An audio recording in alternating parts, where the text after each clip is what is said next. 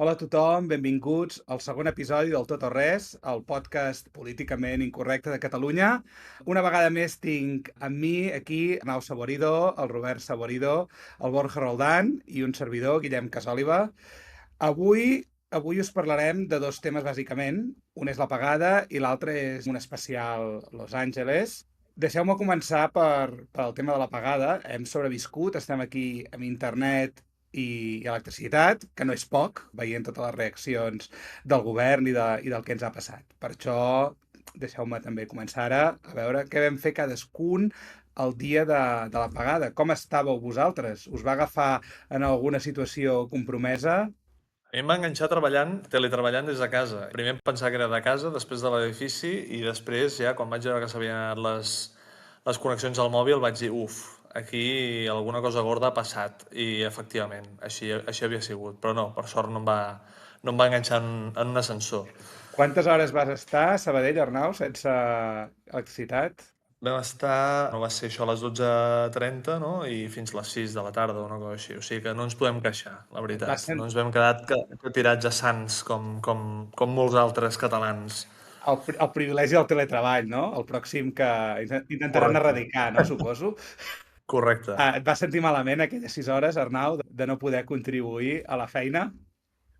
No, per aquest tema gens ni mica, però jo sincerament estava desconfiant bastant. És a dir, en aquestes situacions cada vegada començo a ser una mica més paranoic. Vaig intentar buscar, assegurar-me que els meus germans i els meus pares estaven bé, aquí el Robert entre ells, que no vaig ser capaç de trobar-lo, el Robert, perquè havia anat a buscar a la seva estimada filla a la llar d'infants.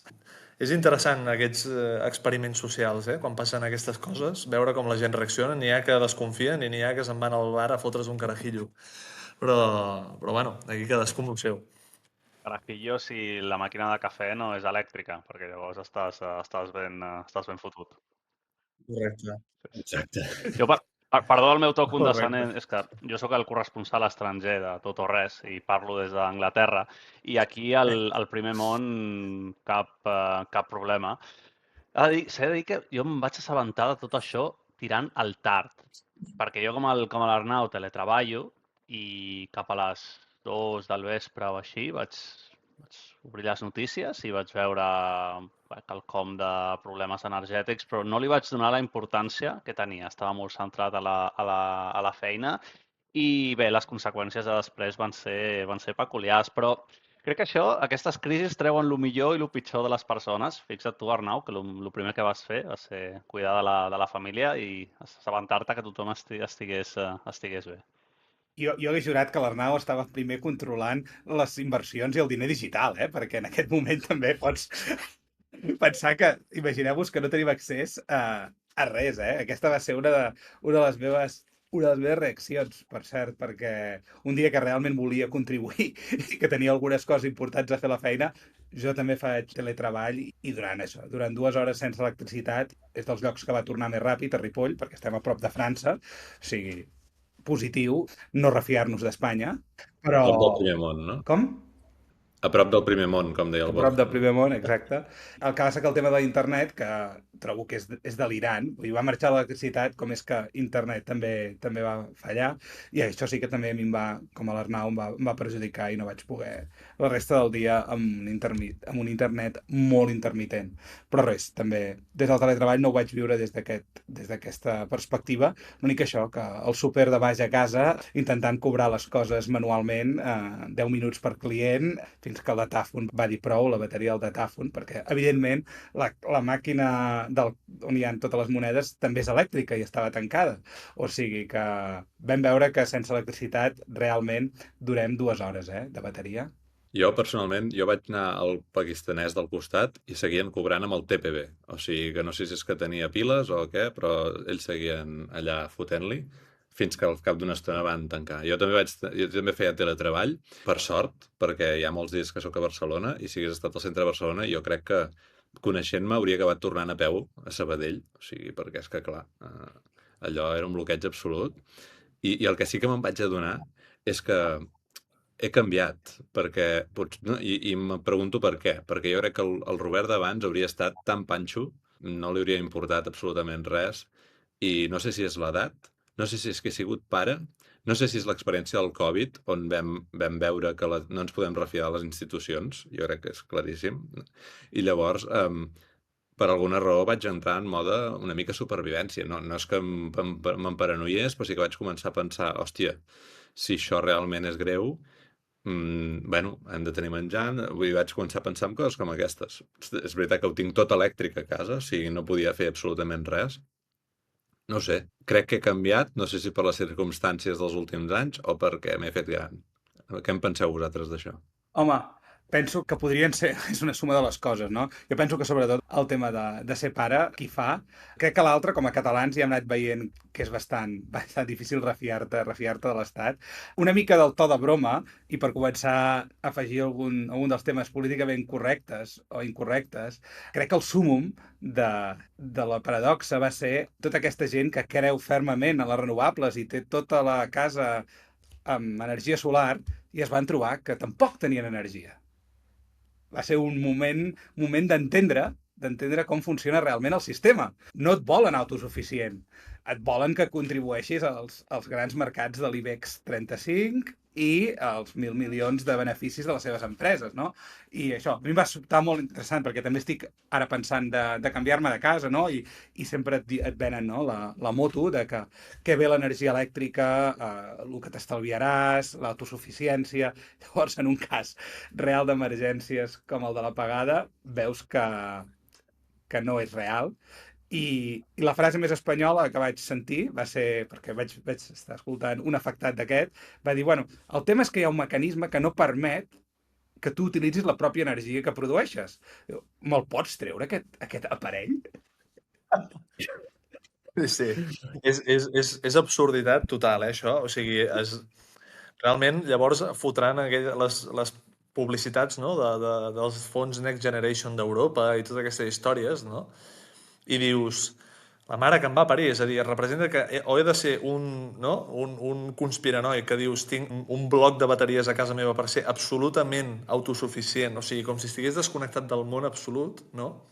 O si la xarxa peta, no puc ser autosuficient amb les plaques solars que tinc, no? Per exemple, llavors, no sé, té un punt bastant ridícul, això. També hi ha d'haver una complexitat tècnica bastant important i també d'escalabilitat, no? De canviar tota la infraestructura perquè sigui més madura, no? Però clar, alguna cosa fa pudor, aquí. Jo tinc un amic que aquí el saludo, si m'escolta, Josep, que li agrada, en general, una de les seves característiques és que li agrada viure fora del sistema.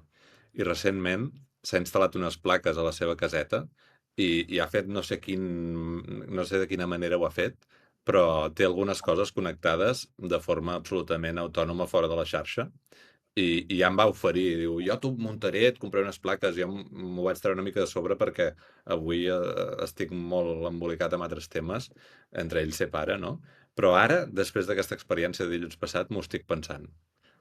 I tant, millor, com es diu, confiar, no? en els amics i en les solucions locals, perquè a nivell global, i ara ho podríem discutir una mica, què va passar? Crec que ningú ho sap, ni el mateix govern. De moment ens diuen que segur que no és culpa de les nuclears i que tampoc és un ciberatac, però no descarten res. Llavors, a mi realment no em dona gaire confiança. Us en dona a vosaltres? No gaire, la veritat. Lo curiós és com aquest tema, com tenim tendència a Espanya i a Catalunya, com es polititza tot tan ràpidament i com les fonts més properes al govern parlaven d'un error de gestió de Red Elèctrica. Per altra banda, tota la premsa de la dreta atacant el fet de la transició energètica i les renovables que han sigut un desastre. Aquí em fa por perquè tenim un secretari d'Estat, Ed Miliband, Ed de Red, que li diuen que és el secretari de Transició Energètica i Net Zero. O sigui, de moment no hem tingut cap problema, però espera. Pagueu una de les electricitats més cares d'Europa. Bueno, ja no sou Europa, de fet, però seguiu pagant unes electricitats molt cares. No, de cara al tema d'aquí d'Espanya, el que jo trobo fort, que per cert, Arnau, et saludo, que ho he llegit, crec, en alguna de les teves actualitzacions del Zina Capital, que em sembla que es van perdre quan eren 4.000 milions del GDP. Sí, Vegada. bueno, clar, perquè aproximadament, com que va caure Espanya i Portugal, doncs si fas una estimació ràpida, no? Amb el càlcul de PIB anual tant de Portugal com d'Espanya, doncs amb una caiguda d'aquestes característiques i parant tota l'activitat, doncs es podria calcular que la pèrdua econòmica, ja no tenint en compte fins i tot les infraestructures, però que podria arribar a 4.000 milions la pèrdua, no? I dius, bueno, Déu-n'hi-duret, no? Llavors potser estaria bé, no?, fer una certa inversió per potencialment prevenir coses com aquesta, no? I tenir alguns mecanismes de que si la xarxa necessita aquesta inèrcia de fluctuació de la demanda, doncs això ho pot suplir potser doncs, amb bateries o amb energia nuclear, que pot actuar depenent de la demanda, etc, no? Però bueno, clar, fins que no passen coses d'aquestes, doncs no és prioritat, Exacte. suposo. I bueno, el nostre país, pels oients que no ho hagin seguit molt, crec que de moment la hipòtesi que segueix més, que s'està estudiant, és que en el moment de l'apagada el 70% de l'energia era renovable, entre solar i eòlica, i el que diu l'Arnau, que l'energia eòlica i solar doncs no té inèrcia i, per tant, amb una apagada sobtada no pot realment reequilibrar-se com sí que poden les hidroelèctriques o les nuclears. Llavors, el tema del disseny, estic totalment d'acord amb tu, Arnau, s'hauria d'haver pensat això, en comptes de fer propaganda institucional a favor de más renovables, tenemos el 100% de renovables, que fa el govern d'Espanya. I una cosa que jo també trauria aquí, no? Al nostre país estem sempre un país ocupat, evidentment, i per tant a les inèrcies d'Espanya, amb què socialitzem les pèrdues i privatitzem els beneficis. I en aquest cas de l'elèctrica, graveu-vos a foc la frase perquè també és així.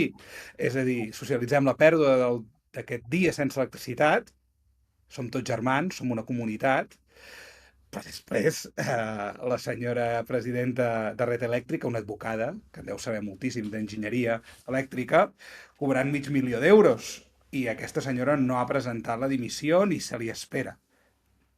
I a part de tot això, les operadores elèctriques que guanyen milers de milions, que entre ells i el govern algú hauria d'haver dissenyat això que diu l'Arnau.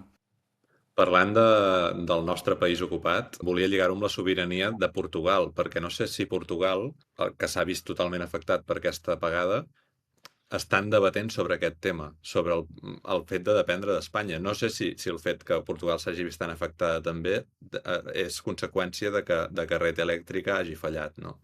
Llavors, no he fet els deures que hauria d'haver fet sobre aquest tema per aquest capítol, però algú de vosaltres en sap alguna cosa del cas de Portugal? Jo sí que sé que Portugal de moment ha dit que paralitzava l'intercanvi energètic amb Espanya per precaucions. El que tinc entès que Portugal importa un 30% de l'energia d'Espanya, però de moment han dit que ho posen en stand-by. Jo acabo de consultar pel ChatGPT, Portugal no té cap central nuclear.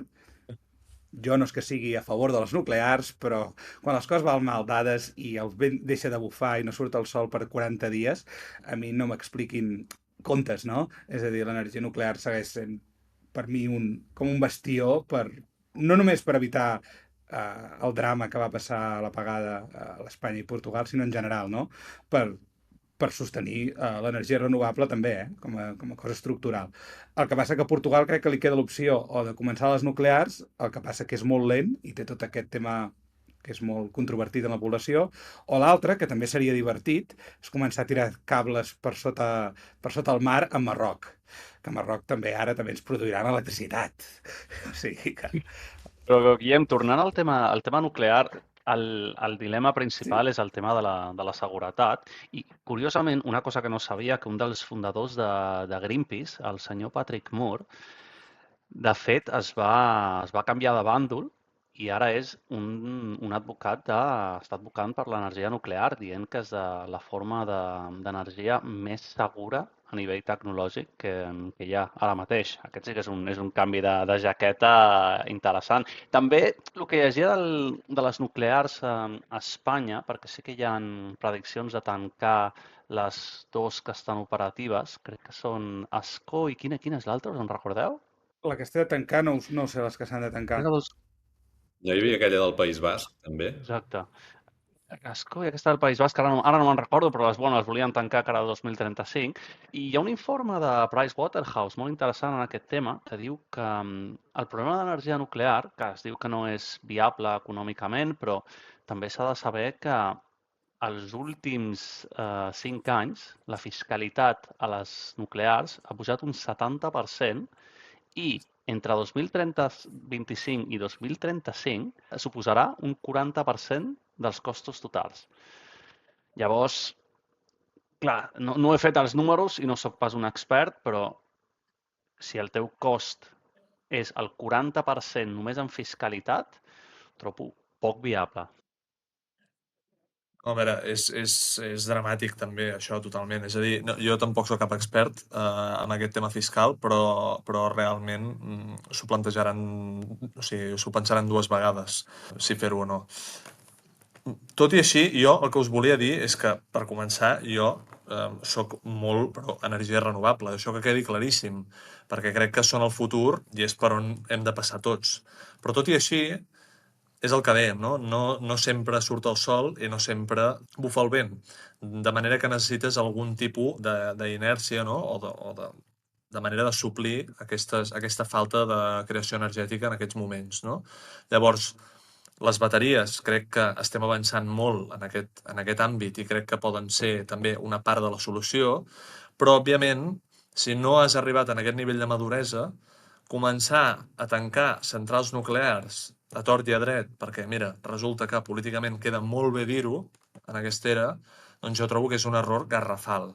I deixeu-me fer un petit incís, que és que jo, bueno, jo el que vaig estudiar era física, no? I vaig tenir justament un professor que defensava moltíssim l'energia nuclear i que fins i tot ho vam estudiar això a classe, que hi ha una desconnexió brutal entre el que és la seguretat que realment té les energies nuclears, no? I la percepció del públic d'aquesta seguretat. I això donaria bastant per parlar, o sigui, n'hauríem de fer un episodi totalment a part, però és un tema bastant rellevant aquest, perquè jo crec que tothom té en ment, doncs, Fukushima i Txernòbil, no?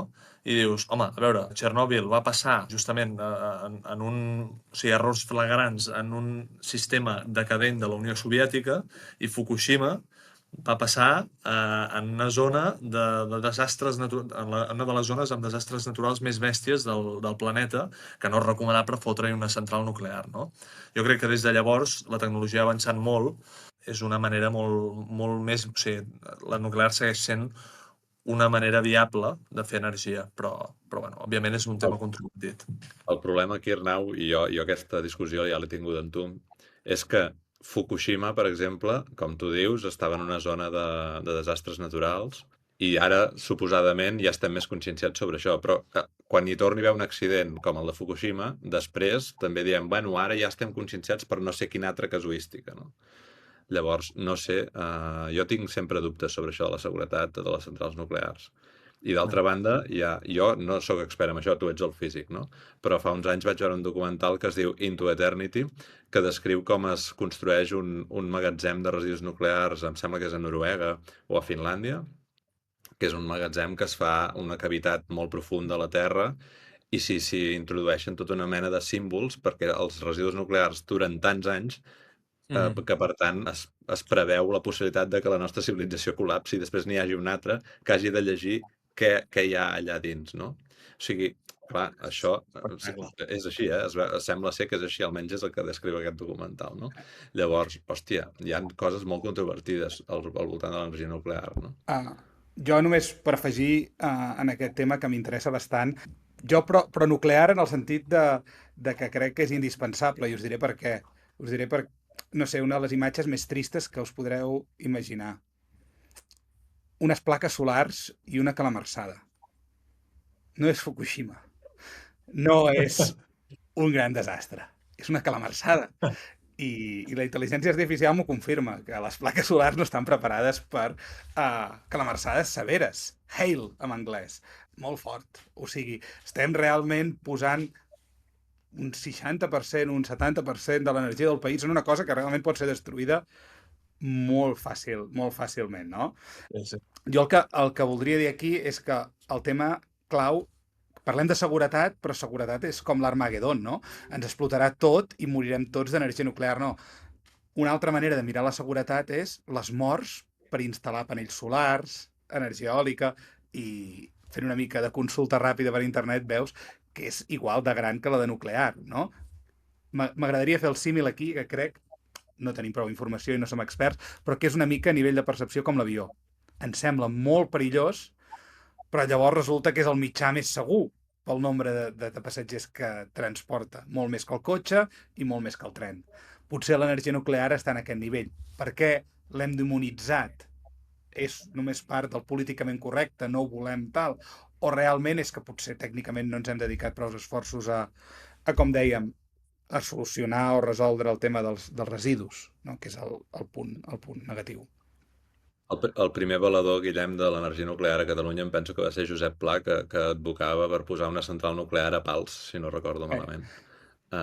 O sigui que... Jo crec que ens agafarà amb el peu canviat, sabeu per què? Ara fent el símil de futbol, no només perquè el Barça va bé, però peu canviat en el sentit de que construir una central nuclear es triga entre 10 i 12 anys, construir un parc eòlic entre 2 i 4. Llavors, està bé que fem totes les maniobres, però realment no tenir cap mena d'idea sobre nuclears o prescindir-ne totalment, crec que realment ens en penedirem, no? Guillem, Suposo, espero que no, però... Hi ha l'angle també de la viabilitat econòmica, perquè quan llegeixes que els Estats Units han tancat 14 plantes nuclears des del 2010, també podem parlar de les polítiques de fracking dels Estats Units i com altres fonts d'energia són més fàcils d'obtenir, però els Estats Units han tancat 14. Llavors, clar, parlem de l'apoteosi del neoliberalisme econòmic. Si no funciona i no és viable econòmicament, els Estats Units ho tancaran sense cap mena de dubte.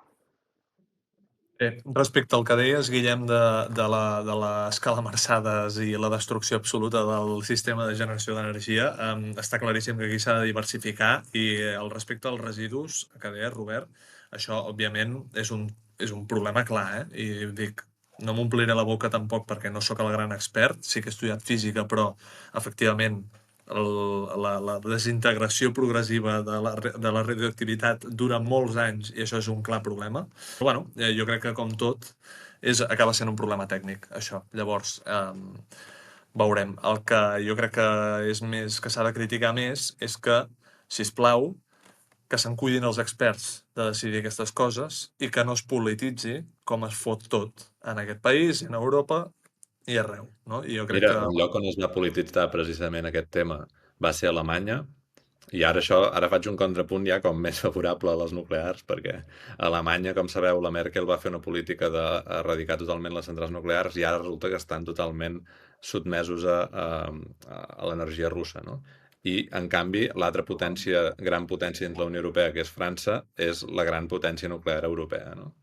Llavors, bueno, són diferents acostaments al problema que estan donant diferents resultats. I ara que parles de proximitat, tenir les 50 escaig centrals nuclears franceses al costat nostre fa que tinguem exactament els mateixos riscos que els francesos sense cap dels beneficis. Crec que tot això seria útil que el debat polític ho absorbís. És a dir, el que crec que hem estat dient tots fins ara és que és maniqueu en el sentit que és blanc o negre, la nuclear és bona, és dolenta, les renovables són bones i dolentes, comptes de fer preguntes més profundes, no? Que seria quin és l'equilibri més eficient i més segur pel nostre sistema i si la nuclear n'ha de formar part, de quina manera en pot formar part amb seguretat, no?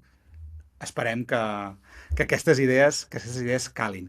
Llavors, un altre tema de l'apagada és que el faré servir per saltar cap als Estats Units, és que vivim en una illa energètica.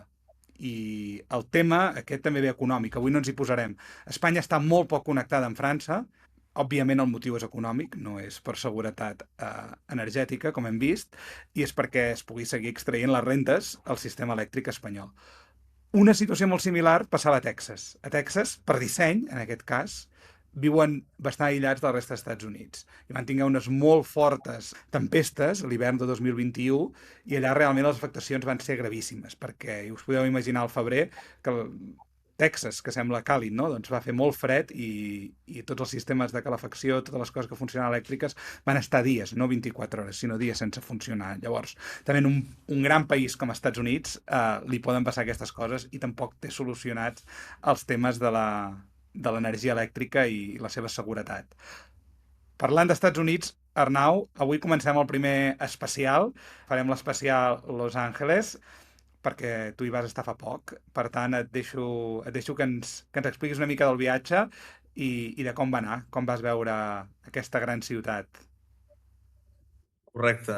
No hi havia estat mai. Vaig aprofitar per fer una escapadeta de Setmana Santa important, que realment feia bastant que no feia un viatge d'aquesta magnitud, per dir-ho així. Estats Units, en general, és un país que a vegades dius, hòstia, no té cap sentit, això.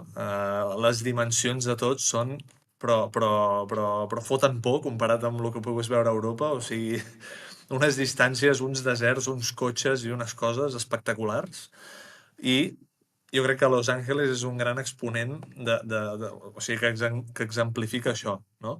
Perquè és una ciutat gegant que, o sigui, és allò de l'urban sprawling, no? Que li diuen d'Estats Units, no? Que és simplement extensió i extensió i extensió de cases i carreteres i parking lots, o sigui, pàrquings i anar fent, i amb això acabes amb una metròpoli que té moltíssima població, però que és molt poc densa comparada amb el que potser estem acostumats aquí, no? M'acabo d'imaginar el Vallès Occidental i el Vallès Occidental. Sí, no, tal qual. O sigui, és bastant bèstia. I res, Los Angeles i jo crec que Califòrnia en general té com una espècie d'aura, saps? De dir, és com massiu, impressiona, té com un punt decadent i un punt com que mola molt, també, tota la vegada, saps?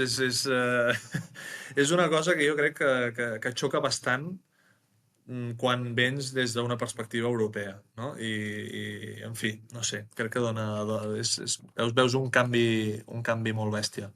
Totalment d'acord. Jo vaig estar dues vegades, vaig fer dues estades a Los Angeles a principis dels 2000, com que sóc molt vell, com vaig repetint sempre en aquest podcast, ja és a principis dels 2000 que vaig fer això. Estic totalment d'acord amb el que dius, Arnau, perquè més que una ciutat enorme, jo crec que és una no ciutat, perquè és que, clar, no sé si podem considerar ciutat un lloc on són extensions i extensions d'urbanització de casetes. O sigui, és que no hi ha cap mena de densitat ni de teixit, no, de comercial ni res, excepte en zones concretes, i llavors una escalèstric acollonant d'autopistes. Jo recordo al nord de Los Angeles que té com una zona semblant al nus de la Trinitat, no? Que s'estreny, però amb gegant, no? Que hi havia autopistes de més de 10 carrils per banda, no? Llavors això és que és una cosa totalment que surt totalment del mindset europeu, no? O sigui, anem allà i ens peta el cap, no? Com deies això. Però sí que és veritat que alhora té un component molt atractiu, no? I jo en aquelles estades que vaig estar a Simi Valley, que és al nord, que és una mena de... seria com Sabadell, però diguem-ne, totalment format per urbanitzacions de cases i amb el típic, la típica avinguda plena de malls i tot això, i també conegut perquè hi ha la Ronald Reagan Library, que sabeu que els presidents americans tenen els seus arxius, doncs allà a Simi Valley hi ha el Ronald Reagan, justament, i realment la vida allà era absolutament...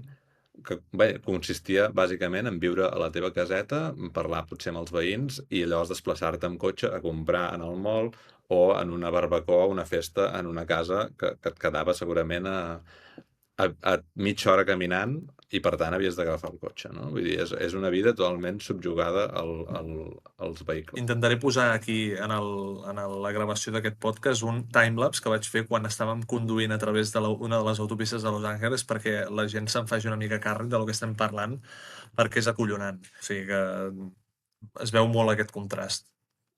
I per això tenim el Borja, que viu a Anglaterra, i allà hi ha una mena de urban sprawl en miniatura, no? Perquè també tenen els seus barris de casetes. Sí, anava a dir, no dista gaire aquest model en versió més petita, a la campinya britànica on visc. Jo per això treballo per una empresa multinacional americana i me'n recordo una vegada parlar d'aquest tema amb un company de Boulder, Colorado, I parlàvem d'aquest fet de la comunitat que deies tu, Robert. Jo li deia com podeu viure només en zones urbanes que no tenen absolutament res.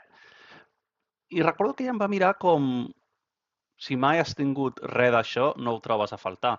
Ells crec que valoren molt més aquest teixit de veïns, aquesta comunitat d'una zona residencial.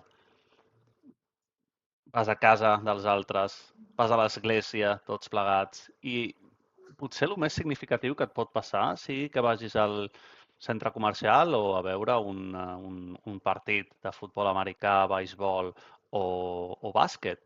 Però em va sobtar com per ells és quelcom totalment natural i el nostre concepte que tenim del centre de les ciutats per ells no és desitjable. Jo t'anava a demanar això, Arnau, si vas veure que sí que és una ciutat que està molt feta pel cotxe, però tu vas notar inseguretat? Mirant-ho des del confort i la seguretat del cotxe, vas notar inseguretat dintre de la ciutat com a tal? Això del tema de la seguretat dels Estats Units és un tema bastant interessant. Primer de tot, cal diferenciar. En general, vaig notar una seguretat absoluta per tot arreu on anava. És a dir, això cap mena de problema. Sí que és veritat que potser una mica el d'allò, no?, que em fèiem una mica de conya amb els que estàvem de viatge, bueno, potser la gent aquí no busca tantes raons perquè potser ens liem a tiros fàcils, saps? Però a part d'això, en general, molta seguretat.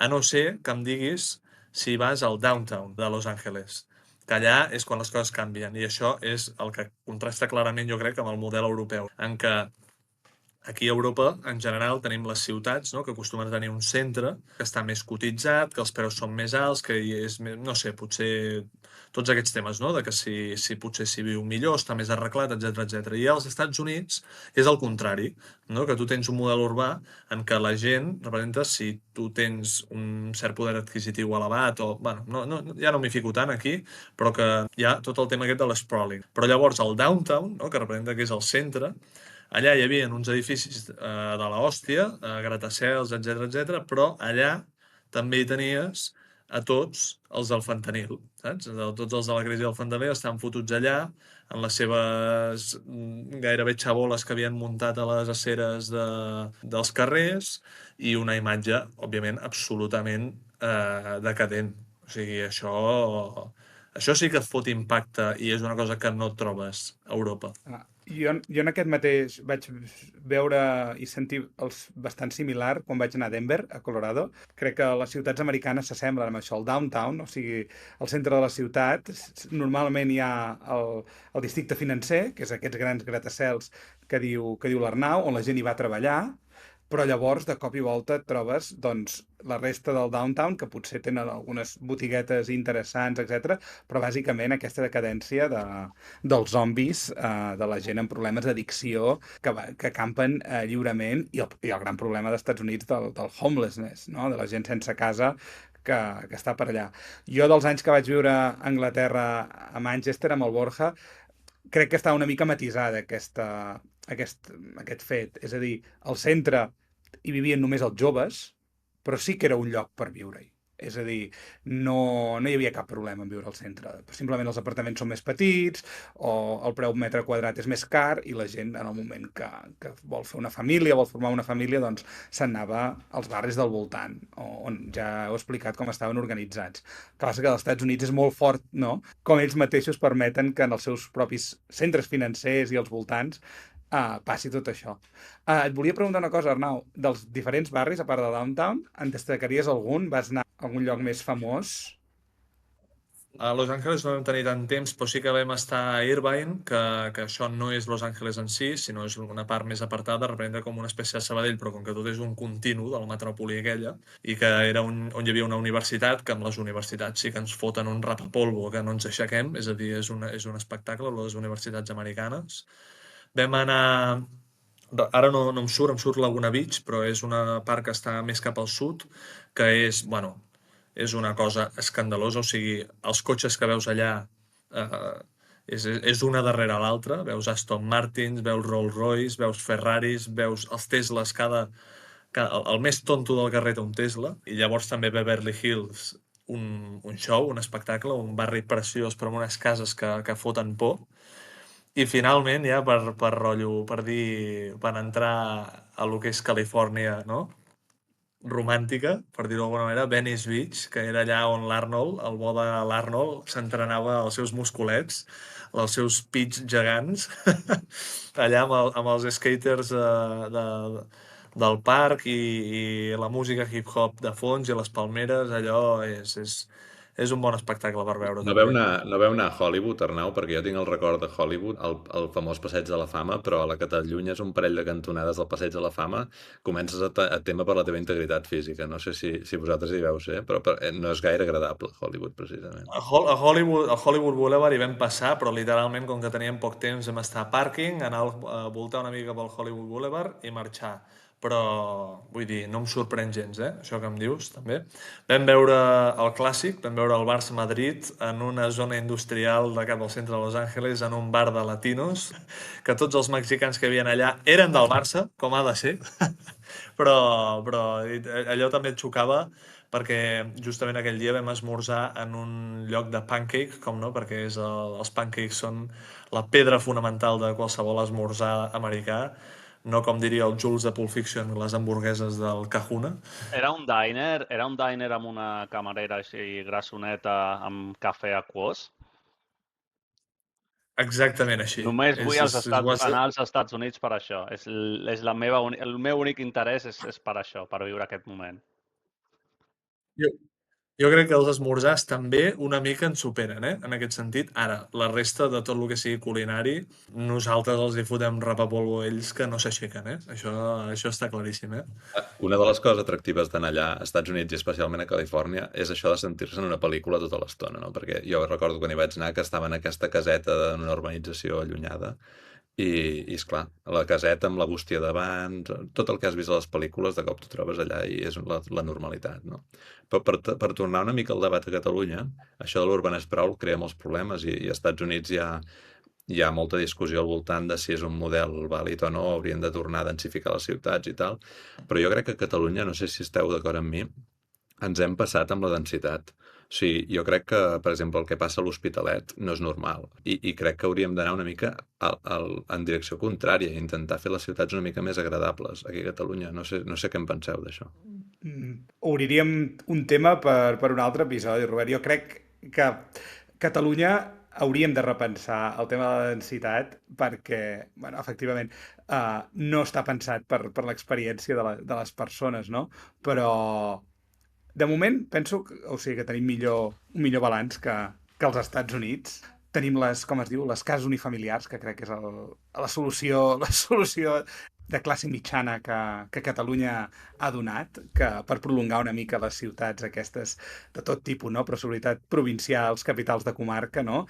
Que davant del creixement demogràfic, perquè el cas de l'Hospitalet i del voltant de persones sí que hi ha hagut aquestes densitats, han tingut a la resta de Catalunya les cases unifamiliars que han sigut el nostre pal de paller de l'expansió urbana, que tampoc és que estigui molt a favor. Jo el que penso i crec és que pensar una mica més en el valor de l'ambient que tenim al voltant de les ciutats és important. I aquí ho tancaré amb d'Anglaterra, el Roger Scruton, els grans conservacionistes anglesos. Aquest era un filòsof conservador i que era el valor del paisatge, no? És a dir, una vegada ens ho hem carregat tot i hem construït. Per què? Per consumir? Doncs no. Allà hi havia un grup de gent, de ciutadans empoderats, que des del Tot o Res, el podcast, us recomanem que sigueu en el tema que vulgueu, però aquest podria ser un, no? Viviu en el final d'un poble i és bonic, i té prats, i té boscos. Per què us ho han d'urbanitzar? Ho deixo aquí, la pregunta. I res, crec que hem tocat ja bastantes tecles de l'apagada i de l'especial Los Angeles. Espero que als nostres oients els hi hagi interessat molt i fins al proper episodi. A reveure! Que vagi bé!